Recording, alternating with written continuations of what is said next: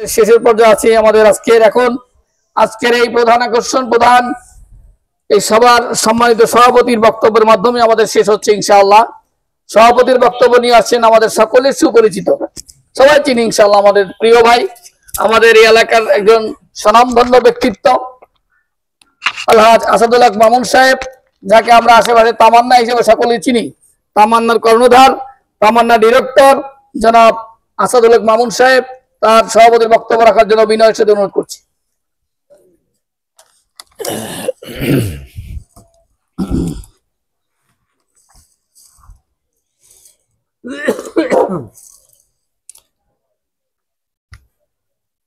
বিসমিল্লাহির রহমানির রহিম। সম্মানিত উপস্থিতি, ধর্ম বর্ণ দলমত নির্বিশেষে আমরা এখানে যারা উপস্থিত হয়েছি, আপনারা উপস্থিত হয়েছেন, আমাদের ডাকে সাড়া দিয়ে এসেছেন,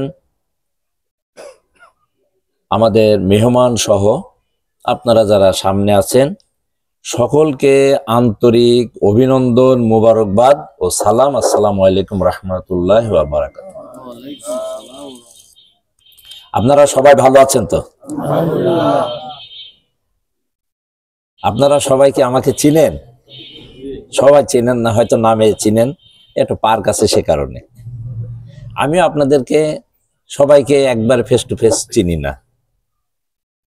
আমরা একই জায়গায় বসবাস করি, একই জায়গায় থাকি, আমাদের পারস্পরিক জানা চেনা হলে কি একটু ভালো লাগে না? ভালো লাগে।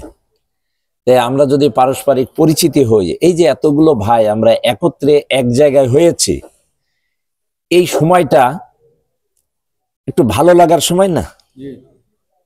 ভালো লাগার সময়, ভালো লাগছে, এবং সবাই ঠান্ডা, সবাই নম্র ভদ্র, কোনো কথা নাই। আমি আপনাদেরকে আহ্বান করেছি, আপনারা সাড়া দিয়েছেন, এজন্য আমার অন্তরের অন্তরস্থল থেকে আবারও মোবারকবাদ জানাচ্ছি। আপনাদের সকলকে ধন্যবাদ যে আপনারা উপস্থিত হয়েছেন।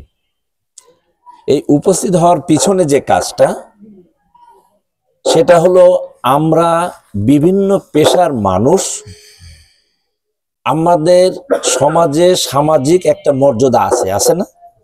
প্রত্যেকেরই একটা না একটা মর্যাদা আছে, যে যেখানে থাকি সেখান থেকে। আমরা একই জাহাজের যাত্রী।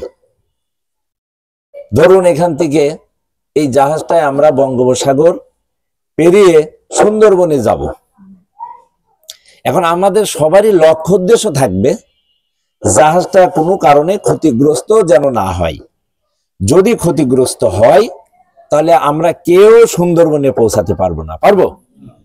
কারো পক্ষে সম্ভব না। আমরা কিছুদিন আগে সেন্ট মার্টিন ঘুরে আসছি, সেখানে সাগরের ভিতরে উত্তাল ঢেউ বাতাস, অনেকে ভয় পেয়ে গেছে। এখন যদি সেই শিপে যখন যাচ্ছি শিপের কোনো ক্ষতি হয়, তাহলে কি আমরা কেউ বাঁচবো?